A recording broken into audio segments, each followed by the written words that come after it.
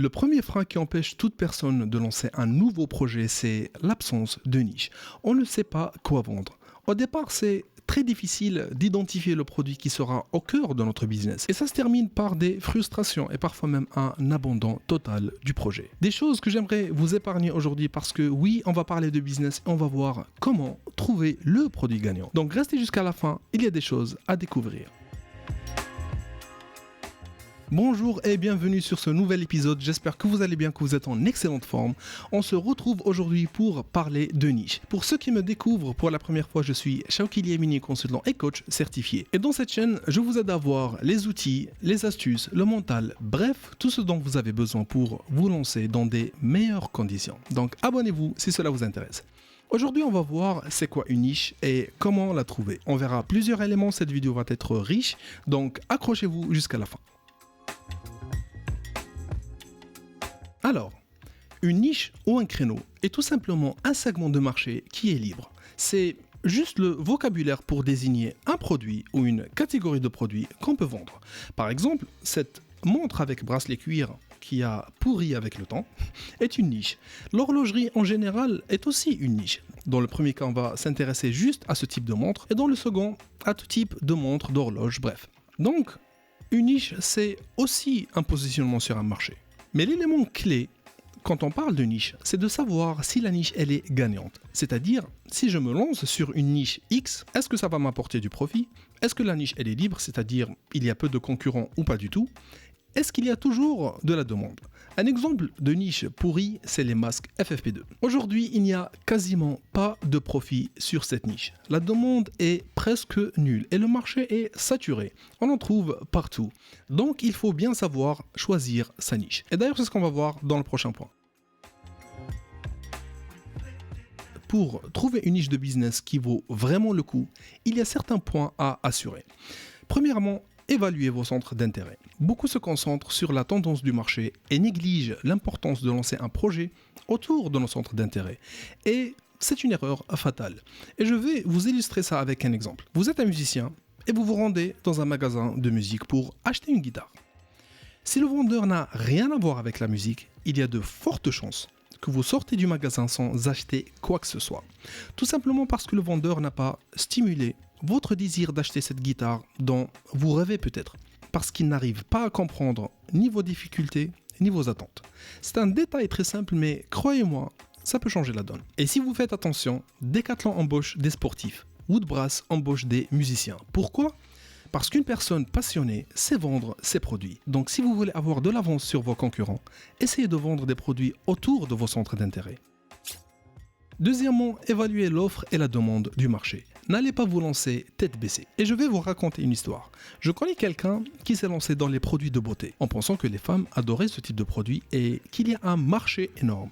Ce qui est vrai. Quand il s'est lancé, il a franchi plusieurs obstacles. Réglementation, packaging, fournisseurs, bref, le nécessaire. Et puis, il a lancé son produit.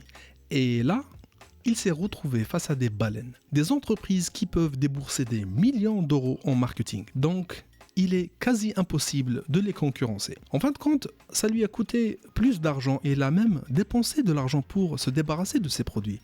Oui, vous l'ignorez peut-être, pour détruire des produits, ça coûte de l'argent. Et je vous épargne l'impact psychologique. Parce qu'une fois qu'on se casse la figure, c'est très difficile de se relever. Mais ne vous inquiétez pas, on verra prochainement en détail les outils d'analyse du marché. Donc abonnez-vous, ça pourrait vous éviter ce type de mésaventure. Troisièmement, étudiez le potentiel de rentabilité de vos produits. Quand il s'agit de rentabilité, beaucoup pensent qu'il faut vendre des produits pas chers, de les vendre en masse et de suivre la tendance. C'est une fausse croyance. La rentabilité réside dans des produits qui ne coûtent pas cher en production. Et là, on a assez de marge afin de pouvoir mettre le paquet en marketing. Parce que oui, le plus compliqué dans un business, c'est le marketing. Mais si vous voulez être rentable sans vous casser la tête, utilisez cette règle très simple. La règle des 30%, c'est-à-dire le coût de votre produit ne doit pas dépasser 30% du prix de vente. Le coût marketing ne doit pas dépasser 30% du prix de vente et votre marge doit avoisiner les 30%. Croyez-moi, si vous dépassez ces seuils, votre marge nette risque de disparaître. Alors, un exemple.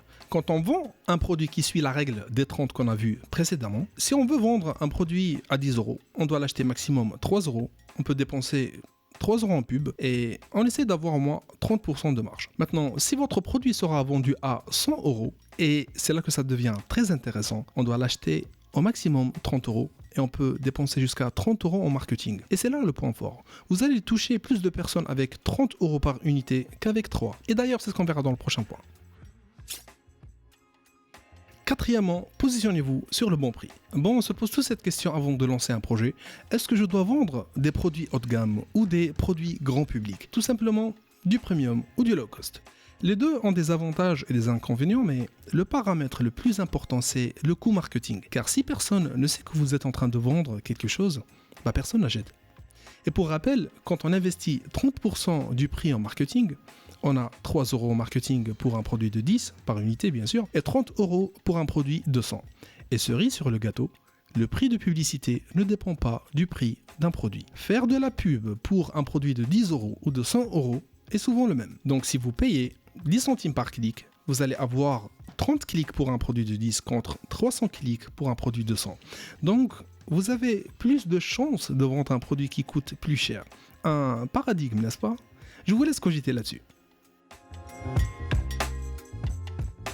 Voilà, c'était rapidement quelques points que j'ai voulu partager avec vous. J'espère que vous avez pu apprendre quelque chose. Si c'est le cas, mettez un max de likes, abonnez-vous à la chaîne. Ça va certainement vous aider à avoir plus de connaissances avant de vous lancer ou même pendant votre voyage d'entrepreneur. Bien sûr, chaque point qu'on a vu aujourd'hui peut faire l'objet d'une vidéo à part entière. Et c'est pour cette raison que je vous invite à me dire en commentaire quels sont les sujets qui vous intéressent prochainement.